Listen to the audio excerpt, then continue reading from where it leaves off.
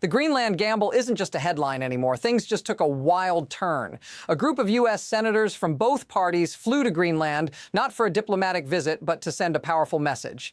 And this wasn't just a statement to Greenland. It was a direct challenge to Donald Trump himself. What went down when these senators stood side by side with leaders from Greenland and Denmark in stark contrast to the president's threats? Why did they draw a line in the sand against NATO's future? What's really behind this sudden trip, and why could it reshape not just Greenland's fate, but the future of NATO and global security? The answer might make you rethink everything you thought you knew about international politics. Stick with me, because the truth about what happens next will completely change how you see this story. It all started with an unexpected twist. Senators from both major political parties in the U.S. made their way to Greenland, a place most of us rarely think about. But this wasn't a typical diplomatic mission. No, this was a message. And it wasn't just about Greenland's future. It was a direct challenge to Trump's threats against NATO. Now, think about this for a second. Why would a group of U.S. senators, Democrats and Republicans alike, risk so much to fly to a remote island halfway across the world? What do they know that we don't? And why does it matter to you? Because here's the thing, this isn't just a disagreement between countries. This is part of a much bigger global game where every move is calculated.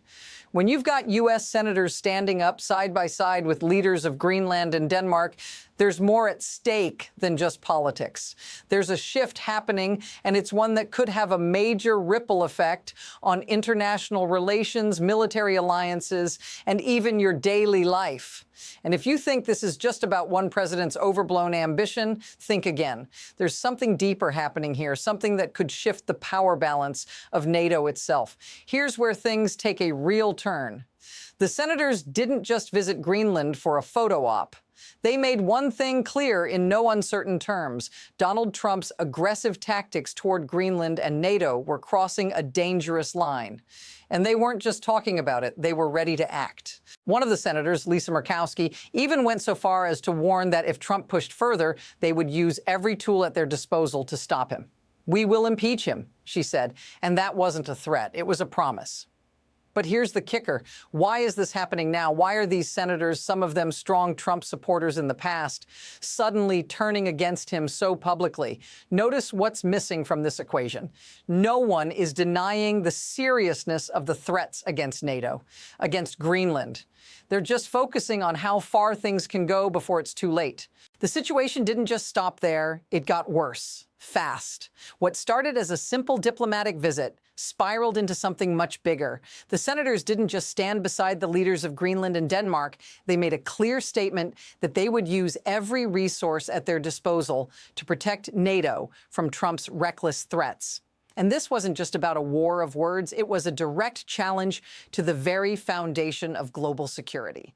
Now, this isn't the first time we've seen this kind of tension. Remember the Cold War, the constant brinkmanship, the subtle and not so subtle threats between superpowers? It feels like we're back there, but with a twist. This time, the United States might be the one causing the fracture in NATO, not just defending it. And that's the real shocker. What was once unthinkable, that the U.S. could be the one destabilizing NATO, might be happening right in front of us.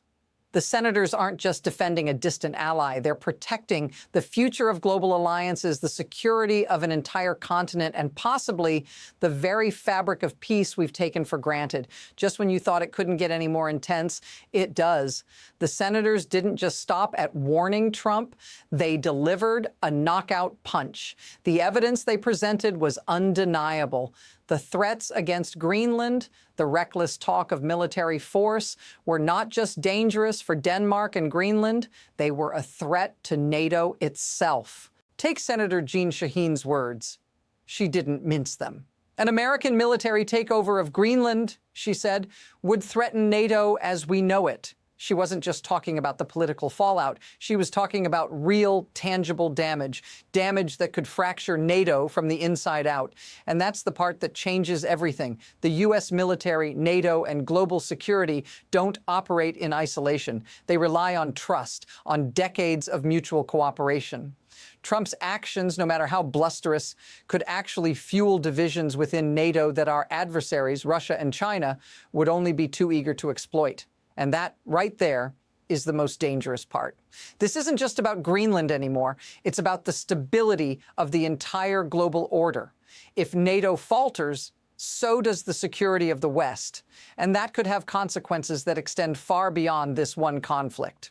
And then it happened. Things escalated fast. It wasn't just one country or one leader making moves. No, the world seemed to be reacting, and quickly. First, NATO's concerns went public, but then things started to spiral out of control. The threat of a U.S. military move on Greenland began to overshadow everything else. What was once a political issue became a full-blown security crisis. And it didn't stop there. Other countries concerned about the destabilization of NATO began to take their own steps. European forces were reportedly moving special operations teams to Greenland, not to defend against any invaders, but to protect Greenland from the very nation it had trusted for decades. Then came the word from the U.S. Senate. They weren't just talking sanctions, they were talking about pulling out of joint military efforts. And that's when it hit home. The unraveling had begun. What happens if this continues, if the threat escalates and NATO fractures? The entire security structure of the West could collapse, leading to an international free-for-all. And that's not just a political loss, it's a loss of control. But here's where the real story lies, the impact on real people. Because for all the geopolitical maneuvers, the rhetoric, the military threats, it's the everyday citizens who bear the brunt. Imagine waking up in Greenland where for decades you've lived under the protective umbrella of NATO, knowing that your country's sovereignty is respected. And then suddenly you're faced with the fear of invasion. You're a mother tucking your child in at night, only to lie awake wondering if tomorrow your home will be ground zero for a military conflict. That's the reality for many in Greenland right now. It's no longer just about global politics or military strategy. It's about families, children, and communities living under the looming threat of invasion. And if that seems familiar to you, if you've ever felt powerless in the face of a larger, uncontrollable conflict, let me know in the comments. Because this isn't just Greenland's problem. This is a reminder of how quickly the world can change and how fragile the peace we take for granted really is. Now, let's step back and look at the bigger picture, because what's really happening here is bigger than one president or one country. It's a reflection of how power operates on a global scale. The question isn't just, why is Trump doing this? The real question is, what systems are enabling this madness? Behind the headlines, it's clear that the rise in aggressive unilateral politics is driven by leverage and incentives that go beyond just a desire for land. It's about spectacle, about creating fear, about shifting focus. And let's face it, these tactics work. Fear of an impending threat makes people rally behind a leader, no matter the cost. This kind of behavior isn't just a fluke. It's part of a pattern we've seen for years. Power structures that thrive on chaos, on division. And the reality is, when the West is divided, Russia and China are only too eager to step in and exploit the fracture. Now think about this. NATO, the very thing that's been a pillar of global security for decades, is at risk of being torn apart from the inside. And the most troubling part, it's happening without anyone fully realizing the extent of the damage until it's too late. So what happens next? There are two paths this could take, and both are unsettling. On one hand, the diplomatic pressure could succeed. The U.S. Senate could stand firm, and perhaps NATO will come together to counter Trump's destabilizing actions, forcing him to retreat and restore some level of order. It's possible that the tensions will settle, with the U.S. reasserting its commitment to NATO and its allies, and Greenland returning to the safety of its long-standing partnerships. But there's another darker possibility. What if the pressure keeps building?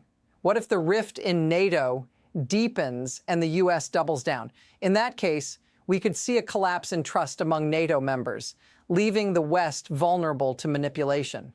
And if that happens, we could see an entirely new order emerge, one where adversaries like Russia and China move in, claiming ground and influence while the U.S. and its allies squabble. The next move is already in motion. And the question is, which path will the world take? Here's the hard truth. What's happening in Greenland right now could be the beginning of a massive shift in global power dynamics. It's not just about Greenland anymore. It's about how fragile alliances can be and how quickly a powerful nation can disrupt the very systems that have kept us safe for decades. The real question we need to ask ourselves is, what happens if NATO splinters? What happens if the trust that's held us together for so long breaks down? This isn't just a geopolitical issue. It's a matter of global security, of peace, and of the future we want to leave behind. But here's the thing, this story isn't over. In fact, it's only just beginning.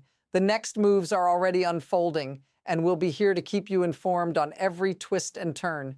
If you want to stay ahead of the curve and keep unpacking the deeper layers of this unfolding drama, make sure to follow and subscribe. Because what happens next could change everything.